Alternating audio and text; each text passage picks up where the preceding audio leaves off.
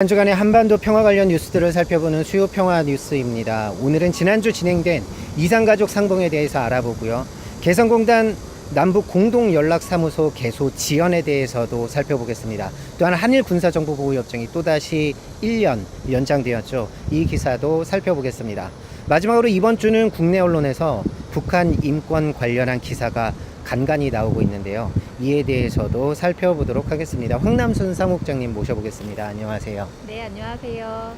네, 먼저 8월 20일 그리고 26일까지 금강산 면회소에서 두 차례 걸쳐 이산가족 상봉이 이뤄졌습니다. 2년 10개월 만인데요. 박경서 남측 단장은 이산가족 상봉 정례화를 이야기했고요. 박용일 북측 단장은 우리 민족끼리 정신을 강조하면서 바로 여기에 우리 북과 남의 갈라진 친혈육들이 함께 살 통일의 그날을 앞당겨오는 지름길이라고 이야기했습니다. 네, 흩어진 가족들이 6, 70년 만에 상봉해서 고작 11시간 만나고 다시 생이별을 했습니다. 박경서 남측 단장은 이산 가족들이 만나고 싶을 때 언제든 자유롭게 만나자라고 이야기했는데요. 이산 가족에 대한 최선의 인도적 조치는 남북 자유왕래입니다. 중국이나 일본을 가고 싶을 때 가는 것처럼 사람들이 자유롭게 남북을 오고 가면 이산가족 문제는 자연스럽게 해결이 됩니다. 이산가족 상봉이 보여주기식 이벤트로 끝나는 것이 아니라 남북관계 개선에 물꼬를 트는 데 기여하기 위해서는 정부가 남북교류 협력 확대를 위한 노력이 필요하다고 봅니다. 네, 그러고 보면 우리는 정권이 바뀌면 바로 개성공단 재개되고 그리고 금강산 관광이 재개될 줄 알았는데요. 정부는 제재 해제 전까지는 둘 다 안 된다고 하는 입장입니다. 네, 금강산 관광 재개는 유엔 제재 때문에 안 된다면서 금강산 면회소를 이용하는 이산가족 상봉은 정례화하자는 모순적인 말을 하고 있는데요. 이번에 북측의 박용일 단장은 믿을 것은 오직 우리 결의 힘밖에 없다고 말했습니다. 남북관계 개선과 한반도 평화는 우리가 주인이 되어서 만들어가야 하는 우리의 과제입니다. 금강산 관광과 개성공단은 남북교류 협력의 상징이죠. 판문점 선언에서 획기적 남북관계 발전을 약속하였고 이를 위한 자주의 입장도 확인하였습니다. 그렇다면 문재인 정부는 이산가족 상봉을 올해 안에 한 번 더 하자는 제안 정도가 아니라 남과 북이 전면적으로 만나고 교류할 방안을 제안하는 것이 필요하다고 봅니다. 네, 맞습니다. 판문점 선언에서도 약속했고 그리고 8.15 경축사에서도 밝힌 개성 남북 공동연락사무소 개소 날짜도 못 잡고 있는데요.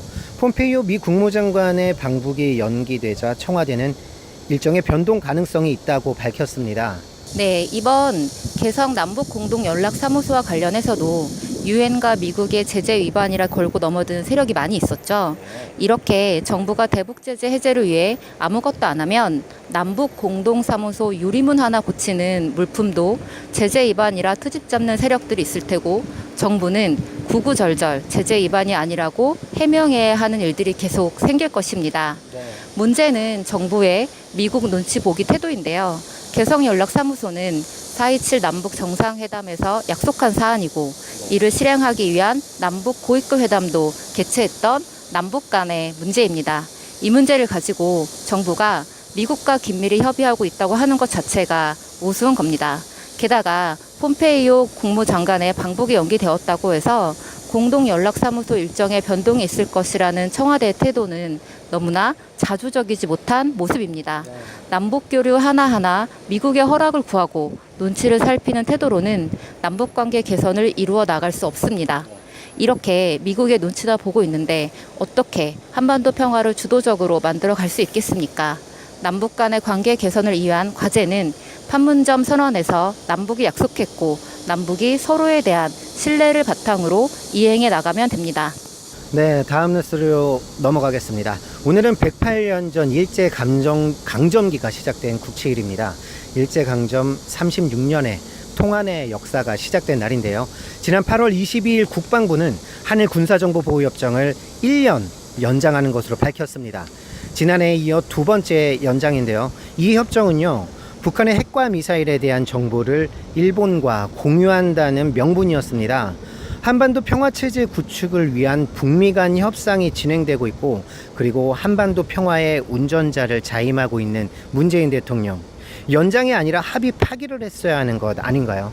네, 지난 이명박근혜 시절 북한을 이끌 핑계로 미국은 동북아시아 한미일 군사 동맹을 강화해 왔습니다. 집단 자위권 행사가 가능해진 자위대는 미국이 공격받으면 바로 군사력을 행사할 수 있게 되었고, 작년에는 일본 정부가 한반도 유사시 일본인을 대피시키기 위해 자위대가 한반도에 들어오는 방안을 추진 중이라는 보도가 있었습니다.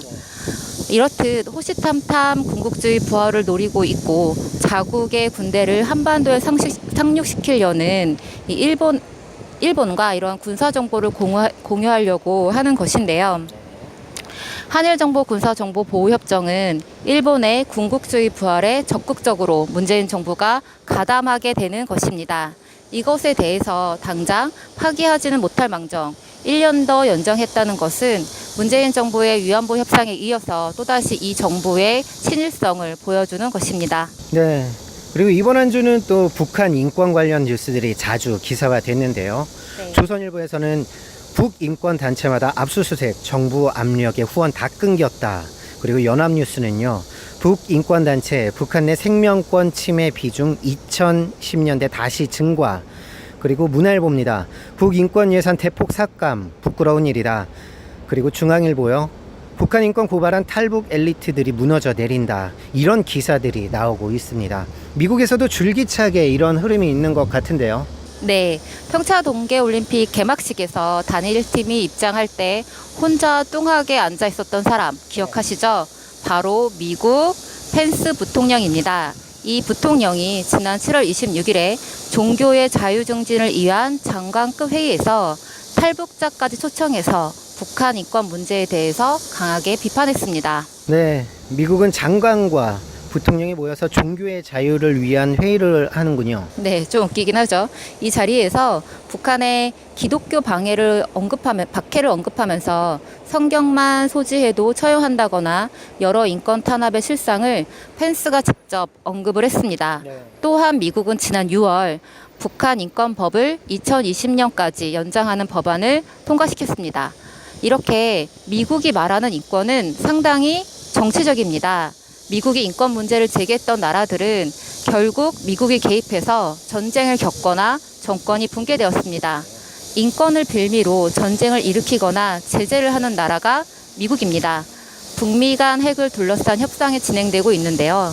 이와는 별개로 미국이 북한에 대한 인권 문제는 북미 협상 이후에도 대단히 위험한 요소로 작용할 수 있을 것이라고 보여집니다. 네, 다음 주부터는 좀 좋은 뉴스들이 많아졌으면 좋겠습니다. 네, 오늘은 여기까지입니다. 수고하셨습니다. 네, 감사합니다. 네.